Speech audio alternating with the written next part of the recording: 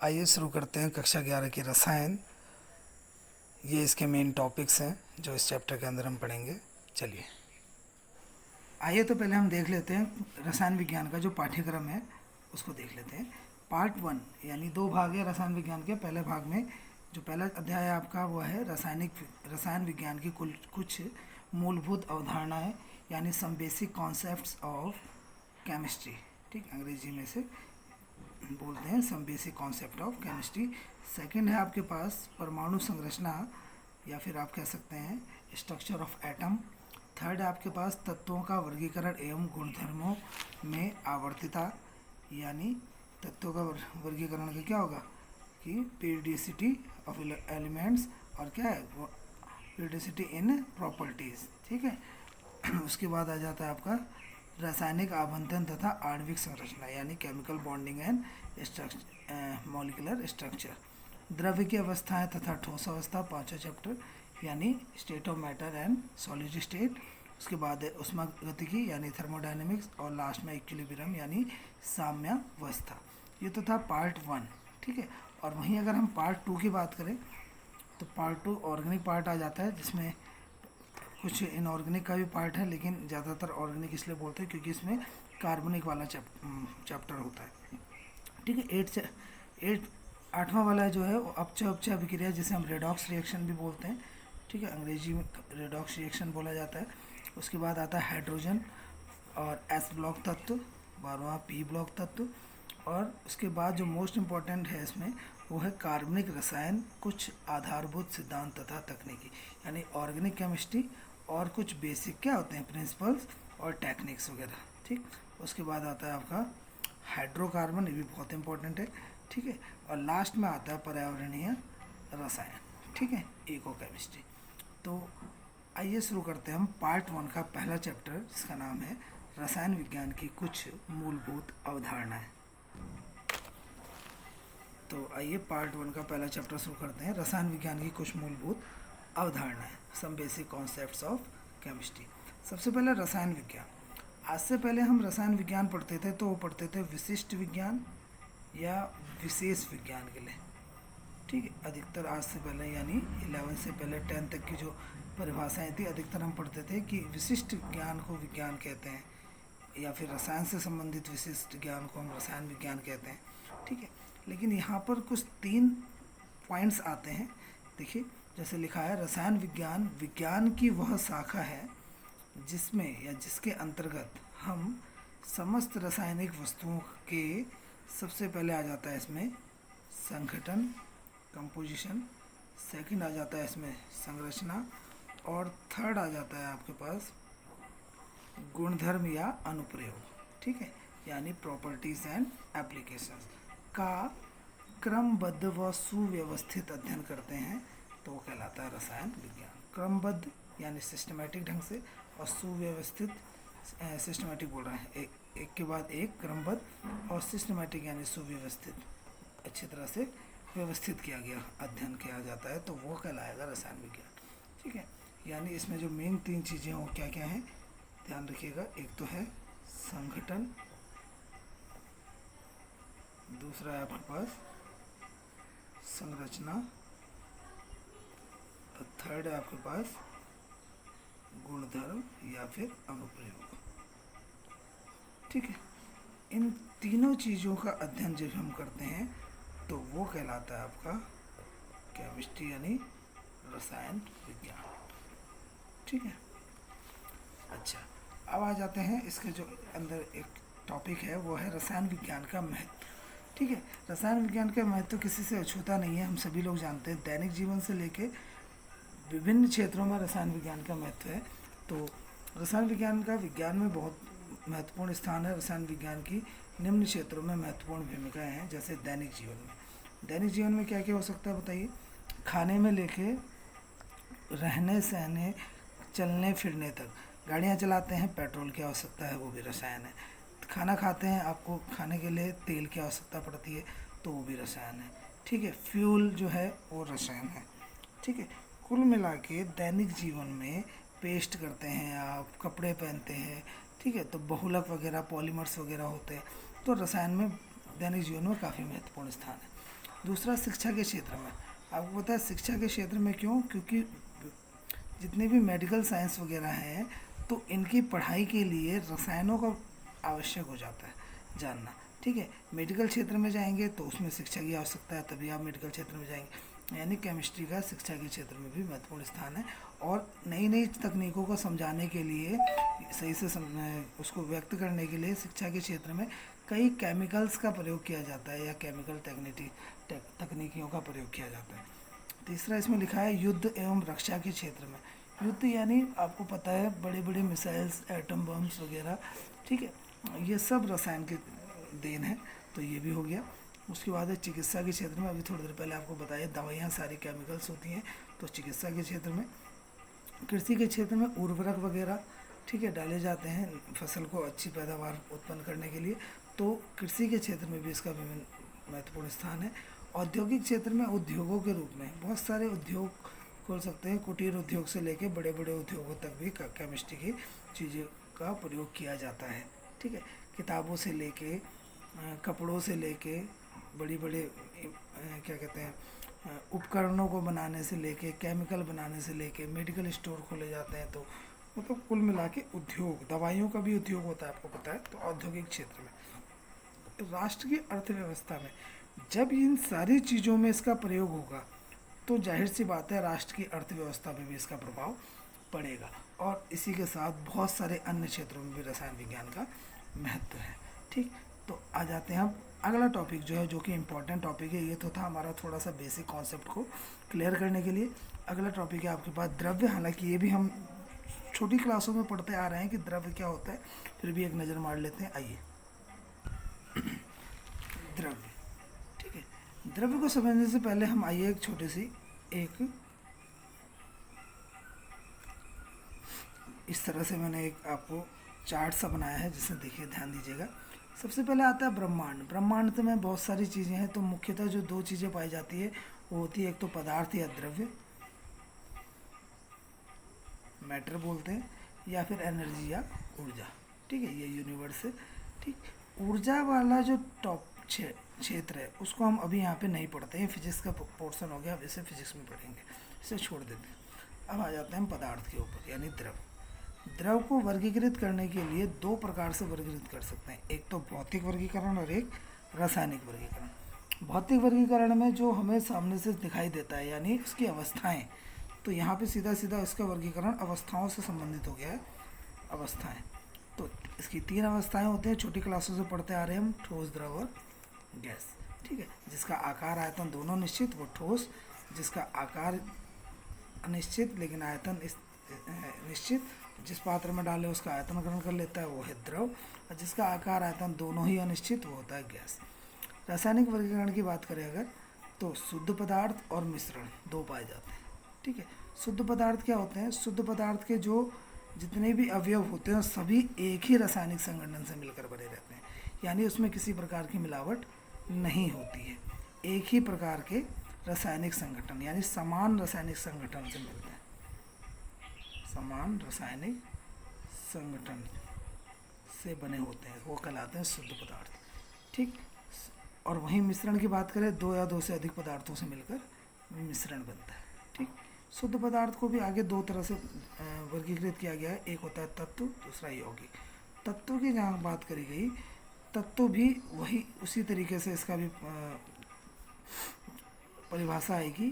जिस प्रकार से समान रासायनिक संगठन से शुद्ध पदार्थ बनते थे, वैसे तत्व भी क्या होते हैं, केवल अपने ही प्रकार के रासायनिक, अपने ही से मिलते जुलते, या ये कह सकते हैं, मिलते जुलते वर्ड गलत होगा, अपने ही रासायनिक संगठन वाले तत्वों से मिलकर, रासायनिक संगठन वाले पदार्थों से मिलकर तत्व बनते हैं। तत्व तीन प्रकार के होते हैं, धातु, अधातु और उपधातु। धातु मेटल्स, जिनमें कठोर पाए जाते हैं प्राय, जिसमें अपनी विशेष चमक भी होती है। ठीक है, अधातु वर्धता, तन्यता को दर्शाते हैं और पीटे जाने पर ध्वनि उत्पन्न करते हैं। ठीक है, और विद्युत और ऊष्मा के सुचालक होते हैं। ये तो हो गया धातु। ठीक, इसका अपोजिट होता है अधातु, प्राय कठोर नहीं पाए जाते हैं, भंगुर होते हैं। ठीक, विद्युत और ऊष्मा के कुचालक होते हैं। ठीक है, इसमें विशेष चमक नहीं होती। देखिए लेकिन आयोडीन में चमक होती है, ये तो अपवाद है, हमने 10th में पढ़ा है सब, इसको फिलहाल उसको डिस्कस ना करते हुए अब आ जाता है उपधातु। उपधातु क्या होता है, जिससे जो होता तो अधातु है लेकिन इसमें अपमिश्रण मिलाए जाने पर इसको क्या कहते हैं, धातु में परिवर्तित कर सकते हैं, यानी इसकी जो धात्विता होती है, ठीक है, वो इन दोनों के बीच में होती है। वो धातु और अधातु दोनों के गुणधर्मों को फॉलो करता है, दोनों को गुणधर्म उसमें पाए जाते हैं, वो कहलाता है उपधातु। ठीक है, वैसे ये तो था तत्व के बारे में। अब यौगिक, दो या दो से अधिक तत्वों से यौगिक का निर्माण होता है। जिस प्रकार से मिश्रण होता था दो या दो से अधिक शुद्ध पदार्थों से, वैसे तत्व भी दो या दो से अधिक तत्वों से मिलकर यौगिक बनता है। सॉरी, ठीक। यौगिक दो प्रकार के होते हैं, कार्बनिक अकार्बनिक। कार्बनिक यानी लिविंग सोर्स, ठीक है, जैव पदार्थों का मिश्रण होता है, और इसमें कार्बनिक में अधिकतर कार्बन से रिलेटेड भी समझते हैं। ठीक है, इनऑर्गेनिक चट्टानों, ठीक है, नॉन लिविंग सोर्स, जो नॉन लिविंग होते हैं यानी जो अजैव होते हैं, उनसे मिलकर जो बनता है वो कहलाता है अकार्बनिक। ठीक है, वहीं मिश्रण की बात करें तो मिश्रण भी दो प्रकार के होते हैं। समांगी यानी जिसमें क्या है, जो दो घटक जो मिलकर इसे जिससे वो मिश्रण बना है, वो दो घटक आपस में पूर्णतया मिल जाते हैं, उन्हें अलग नहीं किया जा सकता, वो कहलाते हैं समांगी। जैसे नमक पानी, ठीक है, चीनी पानी आदि, ठीक है, दूध पानी आदि। उसे हालांकि विलयन भी बोलेंगे लेकिन वो समांगी मिश्रण होता है। विषमांगी मिश्रण क्या होगा, जिनके दोनों घटक आपस में पूर्णतया नहीं मिलते हैं, उन्हें हम अलग कर सकते हैं, जैसे पत्थर और पानी, मिट्टी और पानी। हालांकि मटमैला हो जाएगा लेकिन थोड़ी देर बाद जब उसे छोड़ेंगे तो वो पानी अलग हो जाता है और मिट्टी अलग हो जाती है। ठीक है, ये विषमांगी मिश्रण हो गया। ये तो था आपका एक चार्ट के माध्यम से। अब इसमें कुछ, हालांकि सभी परिभाषाएं हमने क्लियर कर दी हैं, पर फिर भी अब देखिए, हमें मालूम है द्रव्य होता क्या है। कोई भी वस्तु जिसका द्रव्यमान होता है और जो स्थान घेरती है वो द्रव्य कहलाती है। ठीक, द्रव्य की तीन अवस्थाएं अधिकतर हमने जानी हैं, जो अभी चर्चा भी करी। ठोस, द्रव, गैस। आकार आयतन दोनों निश्चित, आयतन निश्चित किंतु आकार अनिश्चित, और आयतन और आकार दोनों निश्चित। इनका आपस में आपको पता है अवस्था में परिवर्तन हो सकता है। ठोस को गर्म करेंगे तो द्रव बन जाएगा, द्रव को गर्म करेंगे तो गैस बन के उड़ जाएगा, और गैस को अगर ठंडा करेंगे तो फिर द्रव बन जाती है, द्रव को फिर से ठंडा करने पे ठोस यानी बर्फ प्राप्त हो जाती है। ठीक है, तो ये है आपका द्रव की अवस्थाओं का परिवर्तन। अब आ जाते हैं हम द्रव के कुछ गुणधर्म और उनके मापन के ऊपर। यानी द्रव के गुणधर्म क्या क्या हैं। प्रत्येक पदार्थ के विशिष्ट या अभिलाक्षणीय गुणधर्म होते हैं। ठीक है, यानी द्रव्य के, और ये दो प्रकार के से वर्गीकृत कर सकते हैं। एक तो भौतिक गुणधर्म, यानी जिनमें संगठन में परिवर्तन करने की आवश्यकता नहीं होती है, केवल देखकर ही हम अपने नग्न आंखों से ही देखकर बता सकते हैं कि इसकी क्या प्रॉपर्टीज़ होगी, वो है भौतिक प्रॉपर्टीज़, यानी भौतिक गुणधर्म, फिजिकल प्रॉपर्टी। जैसे रंग हम देख के बता सकते हैं, गंध हम सूंघ के बता सकते हैं, हमें उसमें कोई परिवर्तन करने की ज़रूरत नहीं है। गलनांक, विशेष पदार्थों का गलनांक हमें याद रहता है, क्वथनांक, घनत्व आदि। ठीक है, पानी को उबालेंगे तो पानी ही रहेगा, पूरी तरह से उसे इस तरह से नहीं गर्म करना है कि वो भाप बन के उड़ जाए। ठीक है, तो क्वथनांक प्राप्त हो जाता है। घनत्व, आयतन और द्रव्यमान का पता हो तो घनत्व भी निकल जाता है। ठीक, तो ये था आपका भौतिक गुणधर्म। इसी प्रकार से आता है रासायनिक गुणधर्म। ठीक है, रासायनिक गुणधर्म रासायनिक परिवर्तन के पश्चात ज्ञात किया जाता है, यानी जब तक उसमें रासायनिक परिवर्तन ना हो तब तक हम रासायनिक गुणधर्म को नहीं बता सकते। अम्लीयता, किसी पदार्थ की अम्लीयता को ज्ञात करने के लिए हमें उसमें कुछ ना कुछ रासायनिक क्रियाएं करनी पड़ती हैं। ऐसी क्षारकता, ज्वलनशीलता, जलाना पड़ेगा तो उसकी व्यवस्था परिवर्तन होगी। ठीक है, तो ये कहलाता है आपका रासायनिक गुणधर्म। हालांकि ये हम छोटी क्लासों में पढ़ चुके हैं, रासायनिक परिवर्तन, भौतिक परिवर्तन, और यहाँ पर भी हम जो टॉपिक्स हैं, ये जो पहला चैप्टर है, ये केवल बेसिक कॉन्सेप्ट को क्लियर करने के लिए। हालांकि अभी जो आएगा अगला टॉपिक वो नया टॉपिक है हमारे 11th में, तो ध्यान दीजिएगा।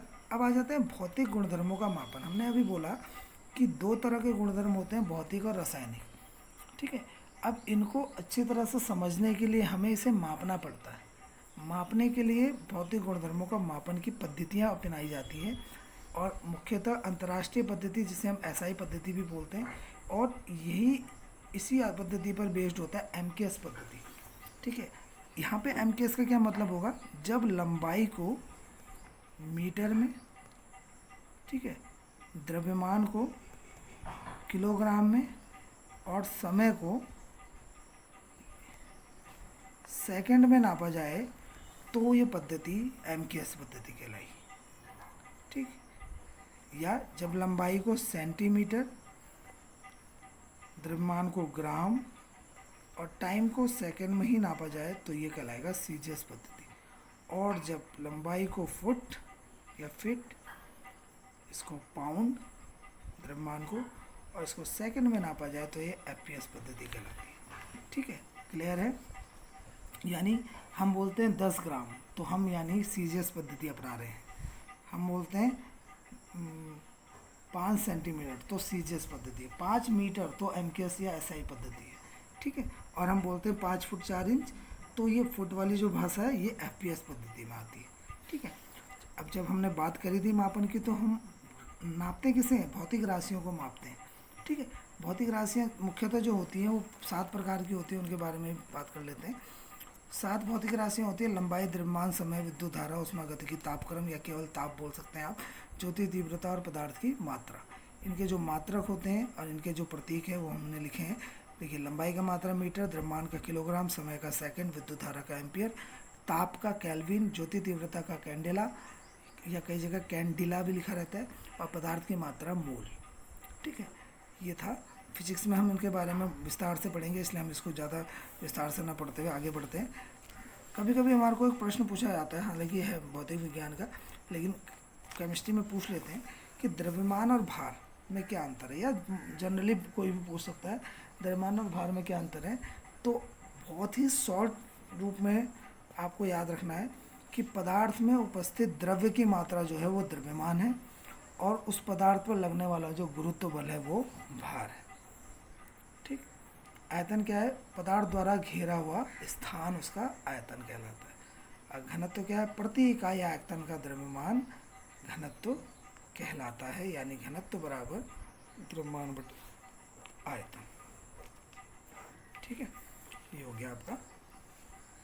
अब आ जाते हैं हम नेक्स्ट टॉपिक पे जो इम्पोर्टेंट भी है और नया टॉपिक है। आइए, जो आपका टॉपिक है वो एक सिग्निफिकेंट फिगर या सार्थक अंक, इसको इंग्लिश में सिग्निफिकेंट फिगर भी बोलते हैं। किसी भौतिक राशि की यथार्थ एवं संदिग्ध माप को सार्थक अंक कहा जाता है। या सार्थक अंक वे अर्थपूर्ण अंक होते हैं जो निश्चित रूप से ज्ञात होते हैं। जो निश्चित ज्ञात होते हैं उन्हें पहले लिखते हैं, और जो अनिश्चित होते हैं उसे दशमलव के बाद धीरे धीरे अंक बढ़ाते हुए लिखा जाता है। जैसे समझिएगा, देखिए, अगर हमने 6.7289 लिखा, ठीक है, तो इसको हम कई जगह इस तरीके से भी लिख सकते हैं, इन दोनों, क्योंकि ये 5 से बड़ा था। ठीक है, तो हमने इसको यहाँ ऐड कर दिया। इसको और 2 स्थानों तक लिखना हो दशमलव के तो हम इसको ऐसे लिख सकते हैं, फिर इसमें एक ऐड हो जाता है।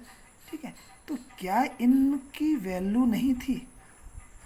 यहाँ तक 289 की वैल्यू कुछ नहीं है ना, तो हम उसको बदल क्यों दे रहे हैं? इन्हीं मानों को बोलते हैं संदिग्ध मान। ये संदिग्ध मान है, ये बदल सकते हैं। ठीक है, लेकिन 6, 7 ये नहीं बदला हमने। ठीक है, क्योंकि ये क्या है? ये यथार्थ मान है। ठीक, तो उसी रूप से, और हाँ, सार्थक अंक को दिखाते हुए दशमलव का प्रयोग आवश्यक होता है। दशमलव का प्रयोग होगा तो ही हम सार्थक अंक ज्ञात करेंगे। कुछ जगह पर इस तरीके से भी सार्थक अंक पूछे जाते हैं, इसमें बताइए। तो ये आपको ध्यान रखने योग्य बात है कि हमें इस -3 को इसमें नहीं इंक्लूड करना है, इसको छोड़ देना है। केवल जो बचा है इसमें जो सार्थक अंक है उनके बारे में बताना है। जैसे इसमें 3 सार्थक अंक है। ठीक, कैसे निकाला हमने, आइए देख लेते हैं। सार्थक अंक लिखने के नियम कैसे पता चलता है? सभी नॉन जीरो यानी गैर शून्य या अशून्य सार्थक होते हैं। कहीं भी आपको पॉइंट वाले नंबर्स में कहीं भी आपको जीरो के बिना के कुछ दिखे तो सब सार्थक अंक है। ठीक है, जैसे पहला वाला यहाँ देखिए 7.678, ये सब, इसमें कहीं जीरो नहीं है, तो इसमें चारों के चारों क्या है? सार्थक अंक है। ठीक, दो गैर शून्य यानी दो नॉन जीरो के बीच के भी कितने भी शून्य आ जाए वो भी सार्थक होंगे। अभी तक ऊपर वाले में शून्य का जिक्र नहीं था, लेकिन इसमें शून्य का जिक्र है कि दो के बीच में। तो देखिए 5 और 2 के बीच में यहाँ 0 है, तो ये भी सार्थक होगा, इसलिए सारे गिने जाएंगे 1 2 3 4 5। तीसरा, इसमें प्रथम गैर शून्य के बाद के सभी शून्य सार्थक होते हैं, यानी फर्स्ट जो नॉन ज़ीरो होगा, देखिए पहला नॉन ज़ीरो के सभी शून्य प्रथम गैर, देखिए इसके बाद के, ठीक है, या आप ये कह सकते हैं प्रथम लिखने की जरूरत नहीं है, गैर शून्य के बाद के सभी शून्य सार्थक होते हैं। गैर शून्य यहाँ पे 6 भी है, 2 भी है, 2 के बाद के शून्य भी सार्थक गिने जाएंगे, यानी यहाँ हो गया 1 2 3 4। और फोर्थ वाला नियम हो गया, प्रथम गैर शून्य के पहले कोई भी पहला गैर शून्य होगा उसके पहले यानी बाई साइड के कोई भी जीरो सार्थक नहीं होते हैं, यानी यहाँ पर ये सार्थक नहीं है, तो केवल यहाँ सार्थक अंक कितना है, 1 है। ध्यान रहेगा, उम्मीद है आप लोगों को ध्यान रहेगा। ठीक है, ये था आपके पास सार्थक अंक, ठीक, इम्पॉर्टेंट है, और आपके पास फिजिक्स में भी इसके बारे में पूछा जाता है पेपरों में। ठीक है, पहले चैप्टर फिजिक्स में भी है और पहले चैप्टर केमिस्ट्री में भी ये पाया जाता है। ठीक है, इसके बाद हम आज की जो क्लास है इसमें इतना ही। कल हम पढ़ेंगे सार्थक नियम को किस तरह से उसकी गणनाएं करी जाती हैं, और उसके बाद रासायनिक संयोग के नियम, जो कि इस चैप्टर का मुख्य भाग है, इम्पॉर्टेंट है। तो उम्मीद है आप लोगों को समझ आया होगा। आज के लिए धन्यवाद, बाकी की क्लास कल शुरू करते हैं। Thank you.